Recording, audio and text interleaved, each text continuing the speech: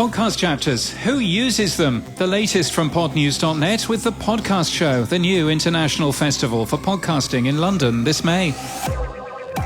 How many podcasts use chapters? About 1.22% of all episodes, says new data from John Spurlock's Livewire. ID3 tags within MP3 are the most popular method. We're linked to advice from Apple Podcasts on how to use chapters today, and the newly launched The Refresh from Insider uses them. Spotify is removing content from RT and Sputnik, two Kremlin-backed media companies, and closing its office in Russia. But it's keeping Spotify available in the country even without an office there, which is in violation of a Russian law.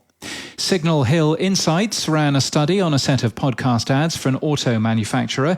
They found that favorability for the brand increased by 24%. Spain's most read online newspaper, El País, has launched a daily podcast. The daily 20-minute show is presented by Ana Fuentes and Inigo Dominguez. Luminary has a couple of 100,000 subscribers, according to HotPod Insider today. TikTok on the clock, but the party don't stop, except, says Ruphonic, podcasters are ignoring TikTok. Twitter is significantly overrepresented across all podcasts, the company says, but TikTok has by far the highest average number of followers. Podtrac has shared February's top US podcast publishers. Audience was up 18% year-on-year. In February, which has 10% fewer days than January, NPR decreased downloads by 7.8%, but iHeart increased by 1.8%. It lists participating publishers only. Podtrac also published their top 20 US podcasts, no change in the top 5. That also lists participating publishers only. The Trojan Horse Affair, released on February the 3rd, was new at number 20, and that podcast has just gained a review in Podcast Review.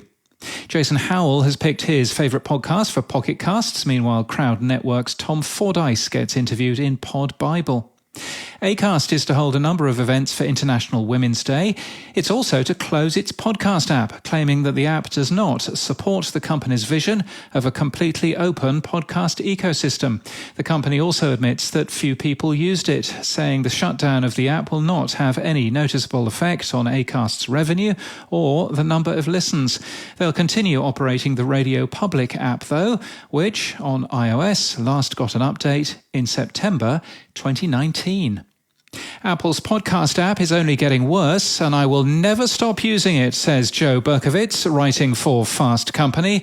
And Lava, a new app designed to empower and expand the growing company of audio-first creators, has launched on iOS. You can record a convo, about 30 minutes, or a hot take, about 30 seconds. You can also add your RSS feed there. And if you've got the app, we've done that. We've listed it in our list of podcast directories. No. Hello, Mr. Aristovich. This is Sabrina Tavernisi from the New York Times. Hi. Hi. You'll hear more of that in the future. Sabrina Tavernisi is to join The Daily from the New York Times as its second host, alongside Michael Barbaro, it's been announced. And in podcast news, Help, I Have a Teenager is a new show from Mamma Mia with parenting advice for those suffering from this unique challenge. It's launched today.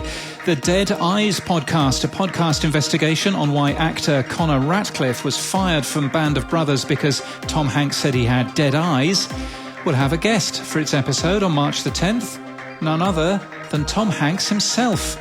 Will Williams takes up the story. We're linked to that report today. And now the world is opening up again, it's always good to consider a nice holiday. The beach is just the beginning. It's new from the Antigua and Barbuda Tourism Authority, set against their 40th anniversary of independence. This podcast is brought to you by The Podcast Show, the new international festival for podcasting in London this May. It's a 2-day business event which has speakers like the CEO of Wondery, Jen Sargent, and Steph Simon from Clubhouse. You'll have access to over 120 global brands and unmissable live shows. You can get 20% off day passes, they're already pretty cheap, with the code PODNEWS at thepodcastshowlondon.com. And that's the latest from our newsletter. To read all the stories in full and subscribe for free, we're at podnews.net.